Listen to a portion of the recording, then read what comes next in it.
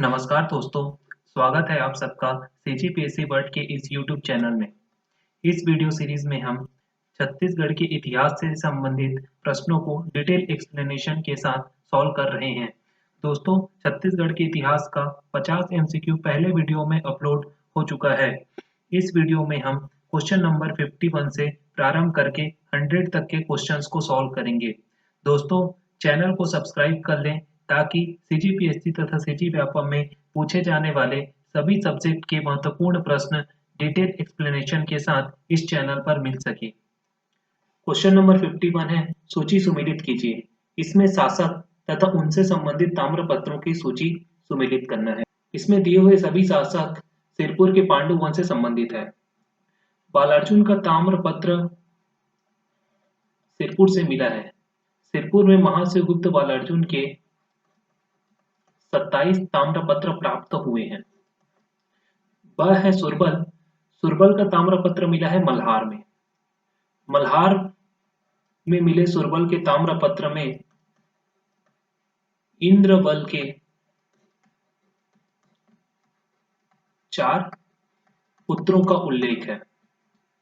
स में है इंद्रबल। इंद्रबल का ताम्रपत्र मिला है मलगा से, जो कि बिलासपुर में स्थित है। द में है भरतबल। इनका ताम्रपत्र ब्राह्मणी से मिला है। इसलिए अ का आ जाएगा 1, ब का आ जाएगा 2, स का आ जाएगा 3, द का आ जाएगा 4। हमारा सही आंसर होगा ऑप्शन नंबर ए। क्वेश्चन नंबर 52 है, पंडित रविशंकर शुक्ल जी के बारे में सत्य कथन की पहचान कीजिए। स्टेटमेंट नंबर 1 में बोला है, सन 1921 में रायपुर जिला परिषद के अध्यक्ष चुने गए थे। पंडित रविशंकर शुक्ल जी सन 1923 में रायपुर जिला परिषद के अध्यक्ष चुने गए थे। इसलिए स्टेटमेंट नंबर 1 गलत हो जाएगा। स्टेटमेंट नंबर बी है, शुक्ल जी कौमी एकता के प्रबल समर्थक थे। शुक्ल जी कौमी एकता के प्रबल समर्थक थे, इसलिए स्टेटमेंट नंबर बी सही हो जाएगा। स्टेटमेंट नंबर सी है, 1937 में मुख्यमंत्री बनने के बाद विद्या मंदिर योजना प्रारंभ की थी। पंडित रविशंकर शुक्ल जी 1937 में नारायण भास्कर खरे मंत्रिमंडल में शिक्षा मंत्री थे। शिक्षा मंत्री रहते हुए उन्होंने विद्या मंदिर योजना प्रारंभ की थी, इसीलिए स्टेटमेंट नंबर सी भी गलत हो जाएगा। स्टेटमेंट नंबर डी है, असहयोग आंदोलन का छत्तीसगढ़ में शंखनाद शुक्ल जी ने किया था।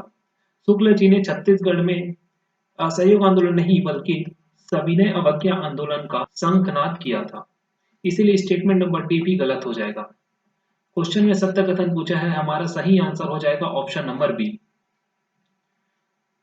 क्वेश्चन नंबर 53 है, कलचुरी वंश के विषय में सत्य कथन है। स्टेटमेंट नंबर 1 में बोला है, कलचुरी वंश का आदि पुरुष कृष्णराज है। कलचुरी वंश के आदि पुरुष कृष्णराज है, इसलिए स्टेटमेंट नंबर 1 सही हो जाएगा। स्टेटमेंट नंबर 2 है, त्रिपुरी को स्थायी रूप से राजधानी बनाने का श्रेय वामराज देव जी को जाता है। वामराज देव त्रिपुरी में कलचुरी के संस्थापक थे, ना कि उसने त्रिपुरी को स्थायी रूप से राजधानी बनाया था, इसलिए स्टेटमेंट नंबर 2 गलत हो जाएगा।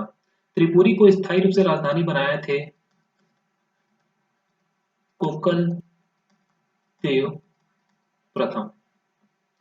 स्टेटमेंट नंबर 3 में बोला है, कोकल देव अत्यधिक शक्तिशाली राजा था। उसकी विजयों का वर्णन बिलहरी अभिलेख में किया गया है। स्टेटमेंट नंबर 3 बिल्कुल सही है। सत्य कथन हो जाएगा स्टेटमेंट नंबर 1 और स्टेटमेंट नंबर 3। हमारा सही आंसर होगा ऑप्शन नंबर डी। बढ़ते हैं दोस्तों अगले क्वेश्चन में। क्वेश्चन नंबर 54 है, सूची 1 को सूची 2 से सुमेलित कीजिए। सूची 1 है, सूची 2 है। सूची 1 में पत्र बम योजना बनाए थे रामनारायण मिश्र हर्षुल जी ने। ये द्वितीय सविनय अवज्ञा आंदोलन के दौरान नियुक्त डिटेक्टर में 6वें क्रम के डिटेक्टर थे। ब में बोला है, कान्य कुंज सभा का गठन। कान्य कुंज सभा का गठन किया गया था पंडित रविशंकर शुक्ल जी के द्वारा। इसका गठन उन्होंने 1912 में रायपुर में किया था। अ का आ जाएगा 4, ब का आ जाएगा 3। स है बिलासपुर राष्ट्रीय विद्यालय के अध्यापक। बिलासपुर राष्ट्रीय असहयोग आंदोलन के दौरान जब राष्ट्रीय विद्यालयों की स्थापना की जा रही थी, तब बिलासपुर के राष्ट्रीय विद्यालय में अध्यापन का कार्य किए थे यदुनंदन प्रसाद श्रीवास्तव जी ने। बिलासपुर में स्थापित राष्ट्रीय विद्यालय के प्रधान अध्यापक थे पंडित शिव दुलारे मिश्र। इसीलिए सा का आ जाएगा 1। द है Raipur dynamite case. Raipur dynamite case से संबंधित है बिलख नारायण अग्रवाल। द का आ जाएगा 2। हमारा सही आंसर होगा option number B. Question number 55 है, सूची सुमेलित कीजिए। इसमें एक तरफ उपनाम तथा दूसरी तरफ नाम दिए गए हैं जिसे सुमेलित करना है। धर्मराज युधिष्ठिर, अ है धर्मराज युधिष्ठिर। धर्मराज युधिष्ठिर कहा जाता था वामाराव लाखे जी को। इसे याद करने के लिए एक ट्रिक याद कर सकते हैं, युवा। यू से आ जाएगा युधिष्ठिर, व से आ जाएगा वामाराव लाखे। वह है भीम। भीम कहा जाता था लक्ष्मी महंत नारायण दास जी को। आ का आ जाएगा 1, व का आ जाएगा 3। अर्जुन कहा जाता था ठाकुर प्यारेलाल सिंह। स का आ जाएगा 4। द है सहदेव। सहदेव शिवदास डागा जी को कहा जाता था। द में आ जाएगा 2। 5 है नकुल। नकुल मौलाना अब्दुल रऊफ को कहा जाता था। ई में आ जाएगा 5। हमारा सही आंसर होगा 1 3 4 2 5, ऑप्शन नंबर ए। क्वेश्चन नंबर 56 है, काकतीय शासक भैरम देव के शासनकाल में निम्नलिखित विद्रोह हुए। भैरम देव के बारे में बात करें तो भैरम देव का शासनकाल था 1853 से लेकर 1891 तक। इनके शासनकाल में 3 विद्रोह हुए, जिनमें था एक लिंगागिरी विद्रोह 1856 में, दूसरा कोई विद्रोह 1859 में, और तीसरा मुड़िया विद्रोह 1876 में। स्टेटमेंट नंबर 2 आ जाएगा, स्टेटमेंट नंबर 4 आ जाएगा, स्टेटमेंट नंबर 5 आ जाएगा। इसका सही आंसर होगा ऑप्शन नंबर डी। इस क्वेश्चन से संबंधित अन्य फैक्ट के बारे में बात करें तो लिंगागिरी विद्रोह के नेतृत्व करता थे धुर्वाराम माड़िया। लिंगागिरी विद्रोह बस्तर क्षेत्र को अंग्रेजी साम्राज्य में शामिल किए जाने के विरोध में प्रारंभ किया गया था। लिंगागिरी विद्रोह बस्तर का महान मुक्ति संग्राम भी कहलाता है। कोई विद्रोह की बात करें तो कोई विद्रोह के नेतृत्व करता थे नागुल दोरला। कोई विद्रोह प्रारंभ करने का उद्देश्य था साल वनों की कटाई को रोकने के लिए, और इसके पीछे नारा दिया गया एक वृक्ष के पीछे एक सर। मुड़िया विद्रोह की बात करें तो मुड़िया विद्रोह के नेतृत्व करता थे झाड़ा सिरहा। मुड़िया विद्रोह प्रारंभ करने का उद्देश्य था अंग्रेजों की ऑटोक्रेसी नीति व गोपीनाथ कपड़दार को दीवान बनाना। मुड़िया विद्रोह का प्रतीक चिन्ह था आम वृक्ष की टहनी। क्वेश्चन नंबर 57 है, लोहांडी गोला तरंगनी किसके द्वारा लिखी गई है। ए महिपाल देव, बी राजपाल देव, सी प्रवीर चंद्र भसदेव और डी कमल चंद्र भसदेव। लोहांडी गोला तरंगनी नामक पुस्तक प्रवीर चंद्र भसदेव जी के द्वारा लिखी गई है, इसलिए इसका आंसर हो जाएगा option number C. Question number 58 है, बस्तर की रानी जुगराज कुंवर ने अपने राजा के विरुद्ध कब विद्रोह किया था। जुगराज कुंवर काकतीय राजा भैरम देव की पत्नी थी। ऑप्शन नंबर ए है 1842 से 54 तक, बी है 1878 से 82 तक, सी है 1876 से 84 तक और डी है 1882 से 90 तक। इसका सही आंसर होगा ऑप्शन नंबर बी 1878 से 1882 तक। क्वेश्चन नंबर 59 है, 1923 में हुए काकीनाडा अधिवेशन में छत्तीसगढ़ के नेतागण पैदल यात्रा करते हुए पहुंचे थे। इस पैदल यात्रा का नेतृत्व किसने किया था? ए पंडित सुंदरलाल शर्मा, बी नथुजी जगताप, सी पंडित गिरधारी लाल तिवारी, डी नारायण राव मेघावाले। 1923 में आईएनसी का वार्षिक अधिवेशन काकीनाडा में आयोजित किया गया, जो कि आंध्र प्रदेश राज्य में स्थित है। इस अधिवेशन में छत्तीसगढ़ के 25 सदस्यों ने हिस्सा लिया। ये सदस्य बस्तर में राष्ट्रीयता की भावना उत्पन्न करने के लिए पैदल चलकर काकीनाडा पहुंचे थे। इस यात्रा का नेतृत्व नारायण राव मेघावाले जी के द्वारा किया गया। इसका सही आंसर हो जाएगा ऑप्शन नंबर डी।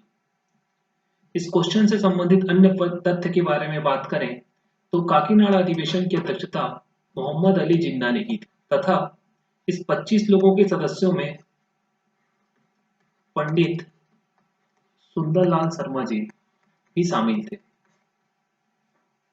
हमारा नेक्स्ट क्वेश्चन है क्वेश्चन नंबर 60। नाले के पानी व मिट्टी से नमक बनाकर किसने नमक कानून तोड़ा? ए रामगोपाल तिवारी, बी रामदयाल तिवारी, सी रामनारायण तिवारी और डी इनमें से कोई नहीं। रामगोपाल तिवारी जी मुंगेली जिले के स्वतंत्रता सेनानी थे। उन्होंने नाले के पानी व मिट्टी से नमक बनाकर नमक कानून तोड़ा था। रामदयाल तिवारी जी के बारे में बात करें तो इन्होंने गांधी मीमांसा नामक पुस्तक लिखी थी। रामदयाल तिवारी जी को छत्तीसगढ़ का विद्यासागर भी कहा जाता था। इसका सही आंसर हो जाएगा ऑप्शन नंबर ए। क्वेश्चन नंबर 61 है, क्वेश्चन नंबर 61 है, निम्नलिखित कथनों को पढ़कर सत्य कथन पहचानिए। स्टेटमेंट नंबर 1 है 6 से 13 अप्रैल 1932 राष्ट्रीय बलिदान सप्ताह मनाया गया था। बिलासपुर में 6 से 13 अप्रैल 1932 तक राष्ट्रीय बलिदान सप्ताह मनाया गया था। स्टेटमेंट नंबर 1 सही हो जाएगा। स्टेटमेंट नंबर 2 में बोला है 29 जनवरी 1932 को पेशावर दिवस मनाया गया था। पंडित रविशंकर शुक्ल जी के द्वारा 29 जनवरी 1932 को पेशावर दिवस का आयोजन किया गया था। यह दिवस उत्तर पश्चिम सीमा प्रांत में हुए बर्बरता के विरुद्ध आयोजित किया गया था। पंडित रविशंकर शुक्ल जी द्वितीय सविनय अवज्ञा आंदोलन के दौरान नियुक्त होने वाले डिटेक्टरों में पहले डिटेक्टर थे।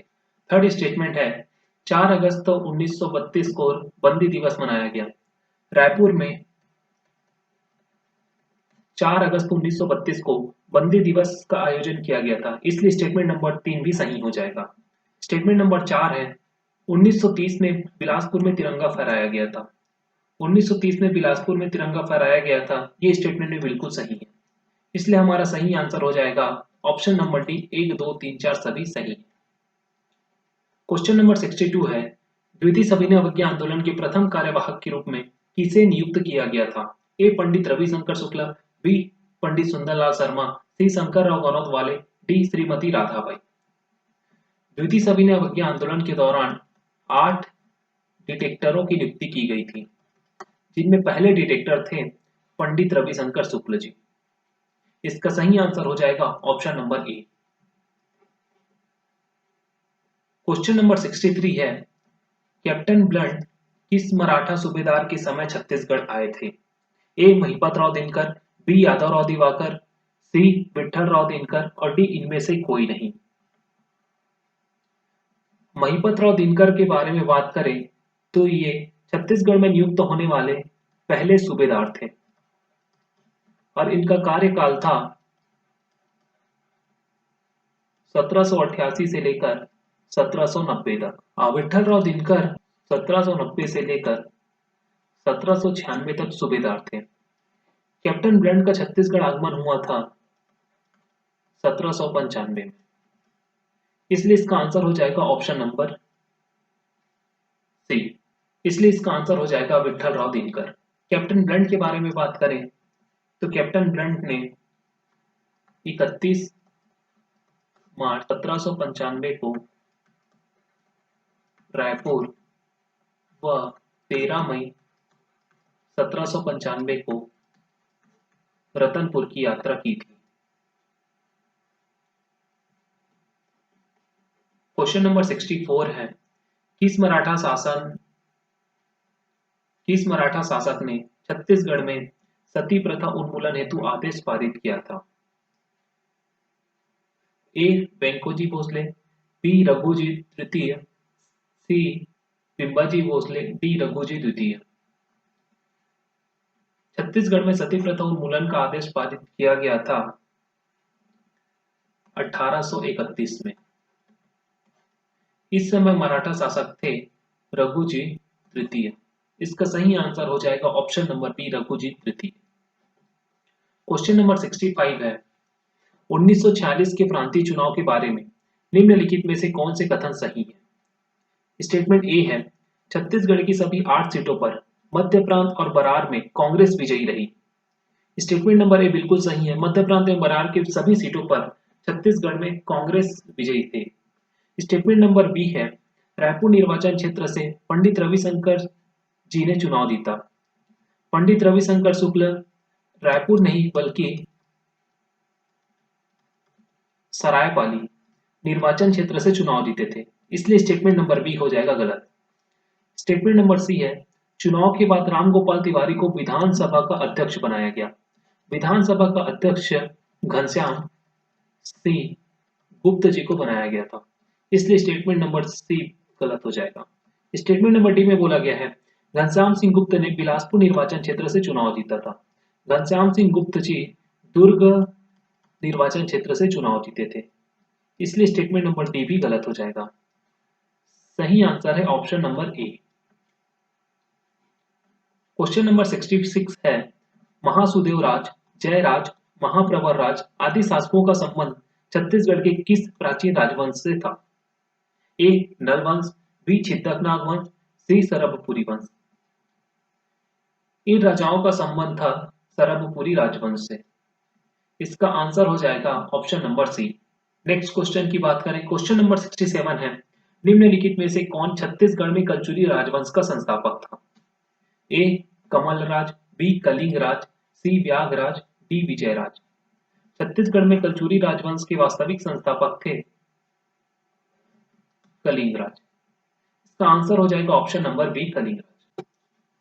क्वेश्चन नंबर 69 है, महाभारत कालीन ऋषभ तीर्थ कहाँ स्थित है? ऋषभ देव के बारे में बात करें तो ये जैन तीर्थकरों में पहले तीर्थकर थे जो महाभारत कालीन माने जाते हैं। जैन तीर्थकर के साक्ष्य गुंजी, दमऊ, दहरा, शक्ति में मिलता है, इसलिए इसका आंसर हो जाएगा option number C. Question number 70 है, छत्तीसगढ़ का प्रसिद्ध हलवा विद्रोह किस वर्ष शुरू हुआ था? हलवा विद्रोह के बारे में बात करें तो हलवा विद्रोह का प्रारंभ हुआ था 1774 में और यह 1770 तक चला था। हलवा विद्रोह के नेतृत्वकर्ता थे अजमेर सिंह, इसलिए इसका सही आंसर हो जाएगा दोस्तों ऑप्शन नंबर डी, इनमें से कोई नहीं। 1795 में इस क्वेश्चन से संबंधित अन्य तथ्य की बात करें तो 1795 में भोपाल पट्टनम का संघर्ष हुआ था। यह मिस्टर जेटी ब्लंट की बस्तर प्रवेश के विरुद्ध था। क्वेश्चन नंबर 71 है, निम्नलिखित में से कौन सा कथन सही नहीं है? ए है, लोचन प्रसाद पांडे ने राष्ट्रवाद के प्रचार के लिए मेवाड़ गाथा लिखा। स्टेटमेंट नंबर ए बिल्कुल सही है, मेवाड़ गाथा पंडित लोचन प्रसाद पांडे जी की रचना है। स्टेटमेंट नंबर ए सही हो जाएगा। स्टेटमेंट नंबर बी में बोला गया है, रविशंकर ने 1907 में राजनांदगांव से वकालत का अभ्यास शुरू किया था। स्टेटमेंट नंबर बी भी बिल्कुल सही है। स्टेटमेंट नंबर सी है, पंडित सुंदरलाल शर्मा ने छत्तीसगढ़ दान लीला लिखा जो छत्तीसगढ़ में राष्ट्रवाद के विकास में मदद करता है। छत्तीसगढ़ दान लीला की रचना पंडित सुंदरलाल शर्मा जी के द्वारा की गई थी, इसलिए स्टेटमेंट नंबर सी भी सही हो जाएगा। स्टेटमेंट नंबर डी में बोला है, प्रांतीय राजनीतिक परिषद का प्रथम अधिवेशन 1903 में रायपुर में आयोजित हुआ था। प्रांतीय राजनीतिक परिषद का सम्मेलन सबसे पहले नागपुर में आयोजित हुआ था 1903 में। उसके बाद आयोजित हुआ था जबलपुर में 1906 में। प्रांतीय राजनीतिक सम्मेलन का तीसरा सम्मेलन आयोजित हुआ था रायपुर में 1907 में। इसलिए ऑप्शन नंबर डी गलत हो जाएगा। इसका सही आंसर हो जाएगा ऑप्शन नंबर डी। रायपुर में आयोजित हुए प्रांतीय राजनीतिक परिषद के तृतीय सत्र के बारे में बात करें तो इसमें नरम दल तथा गरम दल के बीच फूट पड़ी थी। हमारा नेक्स्ट क्वेश्चन है क्वेश्चन नंबर 72। इसमें बोला गया है छत्तीसगढ़ मराठा प्रशासन संबंध में निम्नलिखित में से कौन सा कथन सही है। स्टेटमेंट नंबर ए है मराठों ने कलचुरी प्रशासनिक व्यवस्था को यथावत जारी रखा। स्टेटमेंट नंबर ए गलत हो जाएगा क्योंकि मराठों ने कलचुरी की प्रशासनिक व्यवस्था को बदल दिया था, केवल गौटिया के पद को जारी रखा था।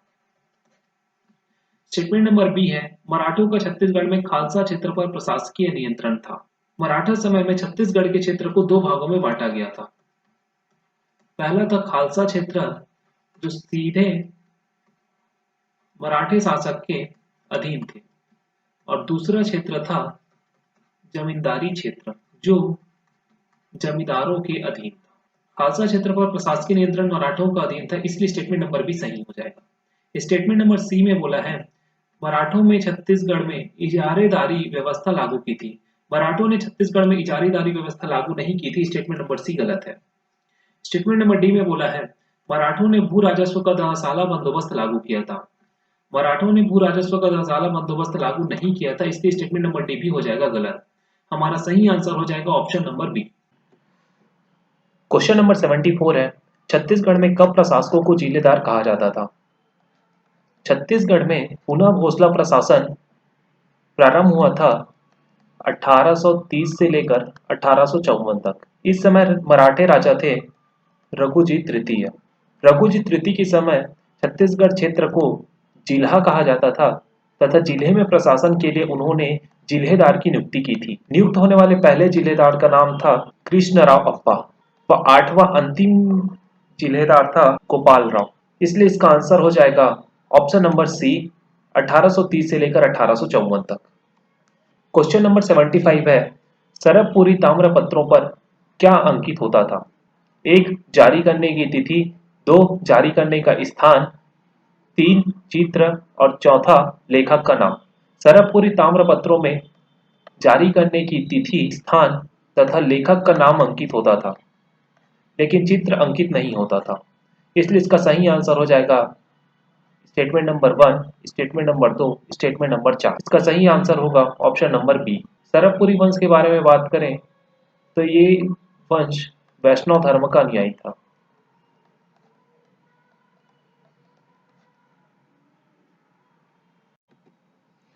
चलिए दोस्तों हमारा क्वेश्चन नंबर 76 है तेरहसिंगा ताम्रपत्र संबंधित है। ए विक्रमादित्य, बी प्रसन्न मात्रा, सी भीमराज और डी तुष्टिकर। तेरहसिंगा ताम्रपत्र के बारे में बात करें तो इसे पर्वत दौरक वंश के राजा तुष्टिकर के द्वारा जारी किया गया था। पर्वत दौरक वंश की राजधानी थी देवभोग। इसका सही आंसर हो जाएगा ऑप्शन नंबर डी तुष्टिकर। इस क्वेश्चन से संबंधित एक और तथ्य के बारे में बात करें तो पर्वत दौरक वंश स्तंभेश्वरी देवी का उपासक था। क्वेश्चन नंबर 77 है इंद्रबल ने सरबपुरी वंश को समाप्त कर पांडु वंश की स्थापना की। इसकी जानकारी का स्रोत है ए सिरपुर अभिलेख, बी एरंड अभिलेख, सी कौमाताल अभिलेख और डी लक्ष्मण मंदिर अभिलेख। इंद्रबल के बारे में जानकारी हमें कौमाताल अभिलेख से मिलती है। इस अभिलेख के अनुसार सरबपुरी राजा सुदेवराज ने इंद्रबल को अपना सर्वाधिकारी करता, इसलिए इसका सही आंसर हो जाएगा ऑप्शन नंबर सी कौमाताल अभिलेख।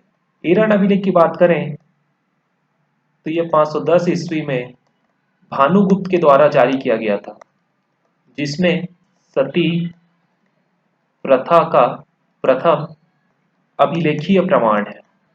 हमारा क्वेश्चन नंबर 78 है सरबपुरी शासक नरेंद्र के नाम से प्राप्त ताम्रपत्रों में नरेंद्र को किन नामों से संबोधित किया गया है? पहला है खड्गधारा जितभू, दूसरा है रिपुसासिन, तीसरा है सर्वाधिकारीकृत और चौथा है परम भट्टारक। सरबपुरी शासक नरेंद्र के द्वारा अपने शासन काल के 24वें वर्ष में कुरुद ताम्रपत्र जारी किया गया था, जिसमें खड्गधारा जीतू भवे तथा रिपुसासिन का उल्लेख है। खड्गधारा जीतू भवे का अर्थ है तलवार के दम पर शासन करने वाला। रिपुसासिन का अर्थ है अपने शत्रुओं को अनुशासित रखने वाला। तो इसमें खड्गधारा जीतू भवे और रिपुसासिन दोनों का उल्लेख है। सर्वाधिकारीकर्ता कृत महासुदेव राज ने इंद्रबल को नियुक्त किया था, इसका उल्लेख है कौमुआ अभिलेख में। इसलिए स्टेटमेंट नंबर 3 गलत हो जाएगा। परम भट्टारक भी गलत हो जाएगा। इसका सही आंसर होगा ऑप्शन नंबर सी 1 व 2। क्वेश्चन नंबर 79 है मराठा शासकों को उनके कालक्रम के अनुसार सही क्रम में चुनिए।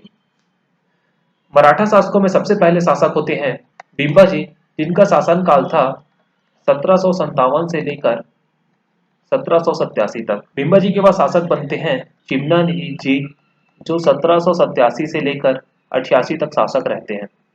चिमनाजी के बाद शासक बनते हैं व्यंको जी, 1788 से लेकर 1811 तक शासक रहते हैं।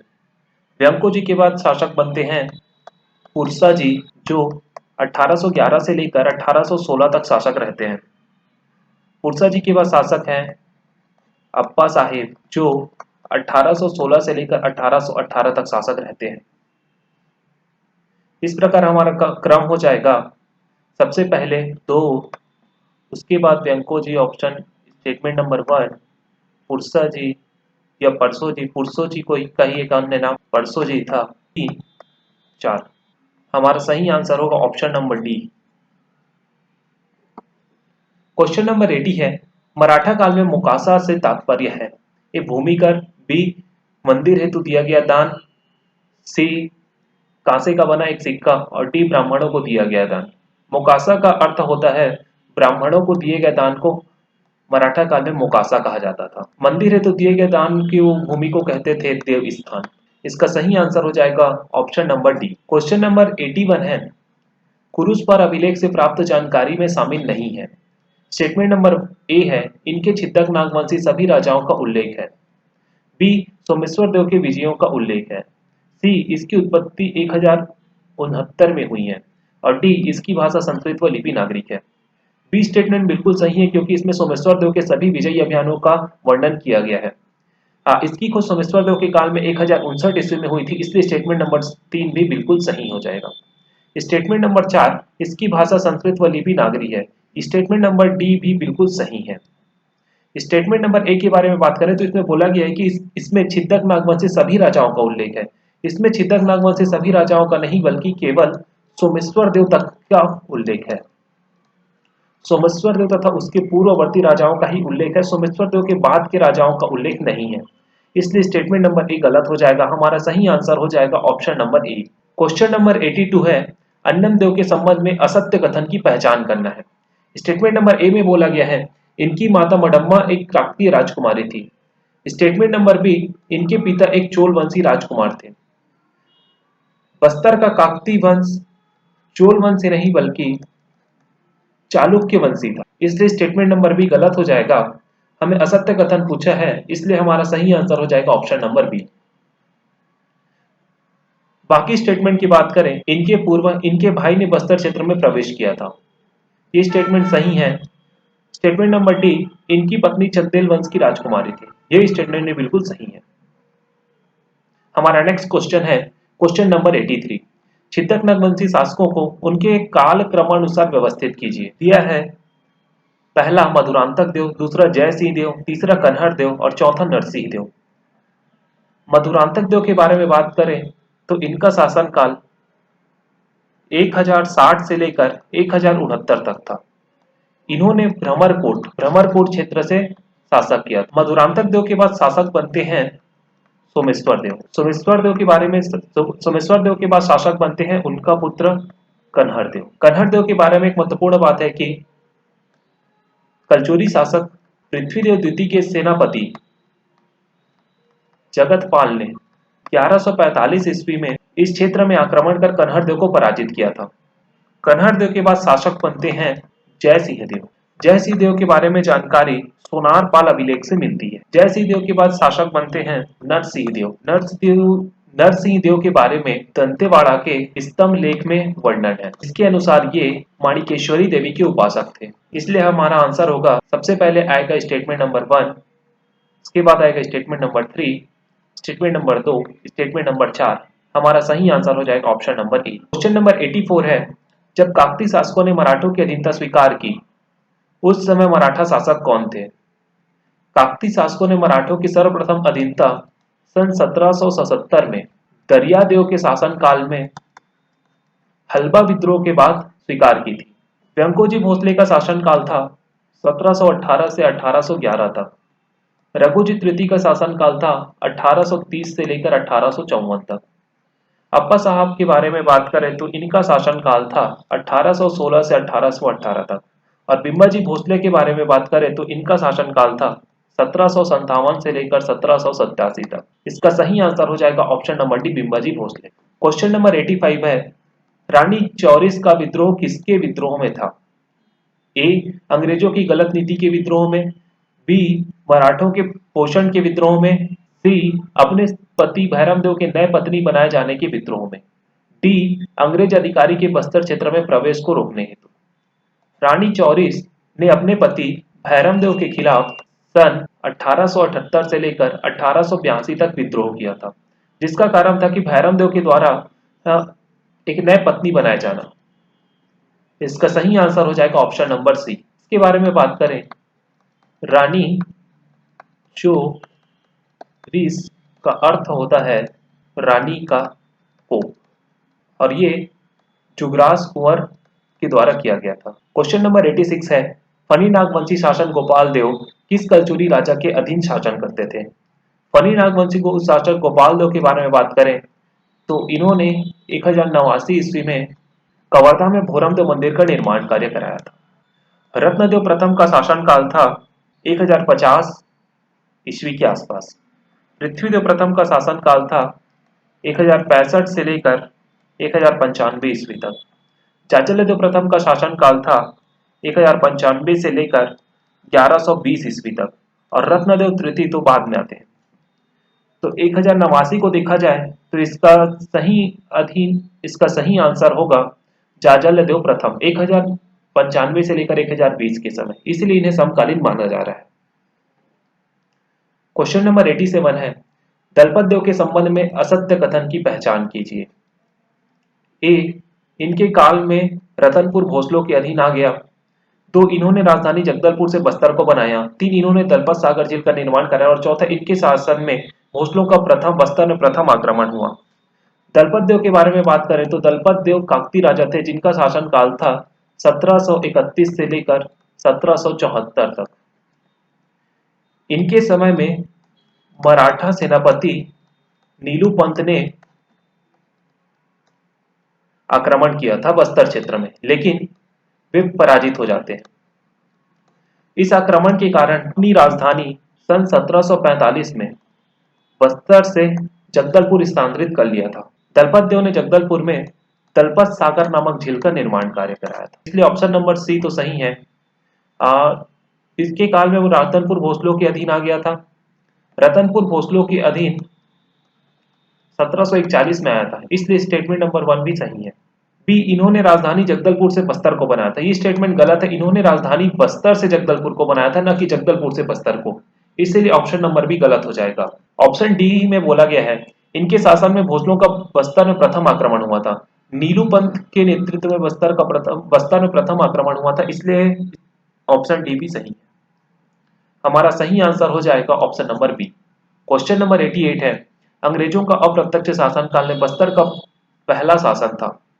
अंग्रेजों को पहला अप्रत्यक्ष शासनकाल छत्तीसगढ़ में प्रारंभ होता है सन 1818 से लेकर 1830 तक। दरियादेव के बारे में बात करें तो इनका शासनकाल था 1731 से लेकर 1774 तक। महिपाल देव का शासनकाल था 1800 से लेकर 1842 तक। भैरम देव का शासनकाल था 1853 से लेकर 1891 तक। और अजमेर सिंह का शासनकाल था 1774 से लेकर 1777 तक। 1818 से 1830 ये 1800 से 1842 के बीच आएगा है, इसलिए इसका सही आंसर हो जाएगा महिपाल देव। क्वेश्चन नंबर 89 है, एगेनियो द्वारा बनाए गए 8 परगनों में शामिल थे। पहला धमतरी, दूसरा बीजापुर, तीसरा सिमगा, चौथा खरौद, पांचवा बालोद और छठवां नवागढ़। एगेनियो के द्वारा प्रशासनिक सुधार के लिए 27 परगनों को 8 परगनों में स्थानांतरित कर दिया गया। इसमें शामिल परगने थे, पहला था रतनपुर, दूसरा था रायपुर, तीसरा परगना था धमतरी, चौथा दुर्ग, पांचवा धमधा, छठवां परगना था खरौद, सातवां था राजहरा और आठवां हो जाएगा नवागढ़। तो एगेनियो द्वारा बनाए 8 परगनों में शामिल है धमतरी है, बीजापुर नहीं शामिल है, सिमगा शामिल नहीं है, खरौद शामिल है, बालोद शामिल है और नवागढ़ शामिल है। हमारा आंसर होगा 1, 4, 5, 6, ऑप्शन नंबर डी। इन 8 परगनों में से बात करें तो सबसे बड़ा परगना था रायपुर और सबसे छोटा परगना था राजहरा। क्वेश्चन नंबर 19 है, नलवंशी शासक व उनसे संबंधित अभिलेखों के संबंध में सत्य कथन है। पहला राजीव विलासतुंग। राजा विलासतुंग का राजीव अभिलेख 700 से 740 ईस्वी के बीच मिलता है, जिसमें राजीव में राजीव लोचन मंदिर के निर्माण का उल्लेख है। पहला स्टेटमेंट बिल्कुल सही है। दूसरे में बोला गया है केसरी बेड़ा अर्थपति भट्टारक। अर्थपति भट्टारक के बारे में केसरी बेड़ा अभिलेख से पता चलता है, इसलिए स्टेटमेंट नंबर 2 भी बिल्कुल सही है। रिद्धिपुर अभिलेख है, रिद्धिपुर अभिलेख है भौदत्त वर्मन का, न कि स्कंद वर्मन का, इसलिए स्टेटमेंट नंबर 3 गलत हो जाएगा। स्टेटमेंट नंबर 4 है पोड़ागढ़, पोड़ागढ़ है राजा स्कंद वर्मन का, इसलिए स्टेटमेंट नंबर 4 भी गलत हो जाएगा। पांचवा स्टेटमेंट है एडिंगा वराहराज। एडिंगा से वराहराज के 29 स्वर्ण सिक्के मिले थे, इसलिए स्टेटमेंट नंबर 5 भी सही हो जाएगा। हमारा सत्य कथन हो जाएगा 1, 2, 5। सही आंसर होगा ऑप्शन नंबर सी। इस क्वेश्चन से संबंधित अन्य तथ्य के बारे में बात करें तो केसरी बेड़ा अभिलेख जो कि अर्थपति भट्टारक का है, उससे पता चलता है कि वाकटक राजा पृथ्वीदेव प्रथम ने नलवंशी राजा अर्थपति भट्टारक को पराजित किया था। रिद्धिपुर अभिलेख के अनुसार राजा भौदत्त वर्मन ने नलवंशी राजा भौदत्त वर्मन ने वाकटक नरेश नरेंद्र सेन को पराजित किया। पोरागढ़ से प्राप्त शिलालेख जो कि स्कंद वर्मन का है, स्कंद वर्मन के बारे में लिखा गया है कि विजयी था, विजयी है और विजयी रहेगा। ये फैक्ट इंपॉर्टेंट है, एग्जाम में पूछ सकता है, इसलिए इसको याद रखना। क्वेश्चन नंबर 91 है, विलासतुंग के राजीव अभिलेख में निम्न जानकारी प्राप्त होती है। पहला राजीव मंदिर निर्माण की, दूसरा विरूपाक्ष व पृथ्वीराज शासकों का उल्लेख। विलासतुंग का राजीव अभिलेख के बारे में राजीव लोचन मंदिर के निर्माण का जानकारी प्राप्त होती है, इसलिए स्टेटमेंट नंबर 1 सही है। और दूसरा, इसमें राजा विलासतुंग ने अपने पूर्ववर्ती 2 राजाओं का उल्लेख किया है, जो है विरूपाक्ष और पृथ्वीराज, इसलिए स्टेटमेंट नंबर 2 भी सही है। इसका सही आंसर हो जाएगा ऑप्शन नंबर सी 1 व 2। क्वेश्चन नंबर 92 है, वाकटक व नल वंश के मध्य संघर्ष के संबंध में सत्य कथन की पुष्टि करें। पहला, नरेंद्र सेन ने भौदत्त वर्मन को युद्ध में पराजित किया था। रिद्धिपुर अभिलेख के अनुसार भौदत्त वर्मन ने नरेंद्र सेन को पराजित किया था, इसलिए स्टेटमेंट नंबर 1 गलत हो जाएगा। स्टेटमेंट नंबर 2 में बोला है अर्थपति भट्टारक ने पृथ्वीसेन द्वितीय को युद्ध में हराकर बदला लिया। केसरी बेड़ा ताम्रपत्र के अनुसार वाकटक शासक पृथ्वीसेन द्वितीय ने नलवंशी शासक अर्थपति भट्टारक को पराजित किया था, इसलिए स्टेटमेंट नंबर 2 भी गलत हो जाएगा। हमें सत्य कथन पूछा है तो इसका सही आंसर हो जाएगा इनमें से कोई नहीं, दोनों कथन असत्य है। क्वेश्चन नंबर 93 है, कौशल, महकल व कलिंग क्षेत्रफल वाकटक वंश का शासन था, इसकी जानकारी किस क्षेत्र से प्राप्त होती है। ए केसरी बेड़ा अभिलेख, बी एरन अभिलेख, सी नागपुर अभिलेख और डी अजंता गुफा अभिलेख। केसरी बेड़ अभिलेख में वाकटक तथा नल वंश के बीच संघर्ष के बारे में जानकारी मिलती है। एरन अभिलेख जो भानुगुप्त का है उसमें सती प्रथा का उल्लेख किया गया है। अजंता गुफा अभिलेख में वाकटक शासकों की वंशावली के बारे में जानकारी मिलती है। इसके अलावा अजंता गुफा अभिलेख में वाकटक वंश का शासन कौशल, मैकल व कलिंग क्षेत्र पर था, इस बात की भी जानकारी मिलती है। इस प्रकार इसका आंसर हो जाएगा ऑप्शन नंबर डी, अजंता गुफा अभिलेख।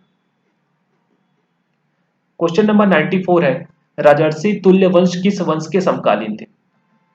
राजर्षि तुल्य वंश के बारे में बात करें तो इनका शासन काल था 5वीं से 6वीं शताब्दी। ऑप्शन नंबर ए में दिया गया सरबपुरी वंश। सरबपुरी वंश का भी शासन काल था 5वीं से 6वीं शताब्दी। नल वंश का शासन काल था 4वीं से 12वीं शताब्दी। पांडु वंश का शासन काल था 6वीं से 7वीं शताब्दी और मैकल के पांडु वंश का शासन काल था 6वीं से 7वीं शताब्दी। इस प्रकार इसका सही आंसर हो जाएगा ऑप्शन नंबर ए, सरबपुरी वंश। हमारा क्वेश्चन नंबर 95 है, सातवाहन कालीन सिक्कों के संबंध में सत्य कथन है। पहला, राजा अपीलक की मुद्रा मल्हार से प्राप्त हुई है। राजा अपीलक की मुद्रा दो जगह, पहला बालपुर शक्ति और दूसरा मल्हार बिलासपुर से प्राप्त हुई है, इसलिए स्टेटमेंट नंबर 1 बिल्कुल सही है। स्टेटमेंट नंबर 2 है, रोम की स्वर्ण मुद्राएं गुंजी से प्राप्त हुई है। रोम कालीन स्वर्ण मुद्राएं चकरबेड़ा बिलासपुर से प्राप्त हुई है, ना कि गुंजी से, इसलिए स्टेटमेंट नंबर 2 गलत है। स्टेटमेंट नंबर 3 में बोला गया है, कुमार वर्धश्री की मुद्राएं चकरबेड़ा से प्राप्त हुई है। कुमार वर्धश्री का गुंजी शिलालेख प्राप्त होता है, इसलिए स्टेटमेंट नंबर 3 भी गलत है। हमारा सही आंसर हो जाएगा केवल स्टेटमेंट नंबर 1, ऑप्शन नंबर ए सही होगा।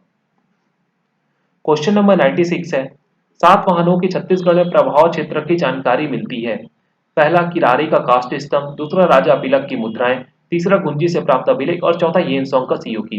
किरारी का काष्ठ स्तंभ जिसे 1921 में खोजा गया है, उसमें सातवाहन कालीन कर्मचारियों के पदनामों का उल्लेख है, इसलिए स्टेटमेंट नंबर 1 बिल्कुल सही है। दूसरा, राजा अपीलक की मुद्राएं, सातवाहन कालीन राजा अपीलक की दो मुद्राएं बालपुर तथा मल्हार से प्राप्त होती है, इसलिए स्टेटमेंट नंबर 2 भी बिल्कुल सही है। गुंजी से प्राप्त अभिलेख, गुंजी से प्राप्त अभिलेख में राजा वर्धश्री के बारे में जानकारी मिलती है जो कि सातवाहन कालीन है, इसलिए स्टेटमेंट नंबर 3 भी बिल्कुल सही है। स्टेटमेंट नंबर 4 में बोला है येनसोंग की सियूकी में। येनसोंग महाशिवगुप्त वालर्जुन के काल में सन 639 ईस्वी में छत्तीसगढ़ की यात्रा की थी, जिन्होंने अपनी रचना सियूकी में छत्तीसगढ़ का किसानों कहकर वर्णन किया है। इस रचना में सातवाहनों का भी उल्लेख किया गया है, इसलिए स्टेटमेंट नंबर 4 भी बिल्कुल सही हो जाएगा। हमारा सही आंसर होगा ऑप्शन नंबर डी, उपरोक्त सभी। क्वेश्चन नंबर 97 है, सविनय अवज्ञा आंदोलन के दौरान दुर्ग में छात्र कांग्रेस की स्थापना की थी। सविनय अवज्ञा आंदोलन के दौरान दुर्ग में 1930 में छात्र कांग्रेस की स्थापना में शामिल थे, पहला गंगाधर प्रसाद चौबे, दूसरा गणेश सिंगरौल और तीसरा चंद्रिका प्रसाद पांडे। चंद्रिका प्रसाद पांडे सम्मिलित थे, घनश्याम सिंह गुप्त नहीं थे, रघुनंदन सिंगरौल नहीं थे, गजाधर साव नहीं थे। हमारा सही आंसर हो जाएगा ऑप्शन नंबर ए। क्वेश्चन नंबर 98 है, निम्नलिखित में से किस ताहूदारी की स्थापना चार्ल्स इलियट के समय की गई थी? छत्तीसगढ़ में स्थापित ताहूदारी के बारे में बात करें तो ब्रिटिश अधीक्षक सैंडिस के समय लोरमी 1826 में व तरिंगा 1828 में स्थापित किया गया था। मराठा शासनकाल में सिरपुर 1843 में तथा लवन 1846 में स्थापित ताहूदारी थी। उसके पश्चात चार्ल्स इलियट के शासनकाल में संजारी 1858 में, खल्लारी 1858 में व सिहावा 1858 में तीन ताहूदारी की स्थापना की गई थी। चार्ल्स इलियट के से क्वेश्चन में पूछा गया है, चार्ल्स इलियट के दौरान नहीं हुई थी। सिहावा चार्ल्स इलियट के समय हुई थी, खल्लारी भी चार्ल्स इलियट के समय हुई थी, लवन का निर्माण मराठा शासनकाल में हुआ था। इसका सही आंसर हो जाएगा option number C. Question number 99 है, किसने विधानसभा की सदस्यता छोड़कर राष्ट्रीय पंचायत की स्थापना की थी? दोस्तों, असहयोग आंदोलन के दौरान वकालत एवं न्यायालयों का त्याग करने के कारण राष्ट्रीय पंचायतों की स्थापना की गई थी। इस संदर्भ में छत्तीसगढ़ में 2 जगह राष्ट्रीय पंचायत की स्थापना की गई थी। पहला है रायपुर में सेठ जसकरण डागा के द्वारा 4 मार्च 1921 को राष्ट्रीय पंचायत की स्थापना की गई थी, और दूसरा धमतरी में बाजीराव कृदन के द्वारा राष्ट्रीय पंचायत की स्थापना की गई थी। क्वेश्चन में बोला गया है कि विधानसभा की सदस्यता छोड़कर किसने राष्ट्रीय पंचायत की खोली थी? तो बाजीराव कृदन जी विधानसभा सदस्यों की सदस्यता से त्याग पत्र दिया था, और इसलिए इसका सही आंसर हो जाएगा option number A Bajirao Kridan. Question number 100 है, रियासतों के विलय के समय इस क्षेत्र के प्रांतीय गवर्नर थे? ई री राघवेंद्र राव, बी वीपी मेनन, सी मंगलदास पकवासा और डी इनमें से कोई नहीं। इसका सही आंसर हो जाएगा option number C Mangaldas Pakvasa. Mangaldas Pakvasa ji रियासतों के विलय के समय छत्तीसगढ़ के प्रांतीय गवर्नर थे। दोस्तों, इस वीडियो में बस इतना ही, मिलते हैं अगले वीडियो में। अभी तक हम लोग सीजी हिस्ट्री से संबंधित 100 एमसीक्यूज कर चुके हैं। आगे आने वाले वीडियो में हम लोग सीजी हिस्ट्री से संबंधित और 50 एमसीक्यूज सॉल्व करने वाले हैं। दोस्तों, चैनल को सब्सक्राइब जरूर कर लें ताकि आगे आने वाले वीडियो की नोटिफिकेशन मिल सके। इस चैनल में सीजीपीएससी तथा सीजी व्यापम द्वारा आयोजित होने वाले सभी परीक्षाओं के सभी सब्जेक्टिव के एमसीक्यू क्वेश्चन अपलोड होंगे। तब तक के लिए थैंक यू।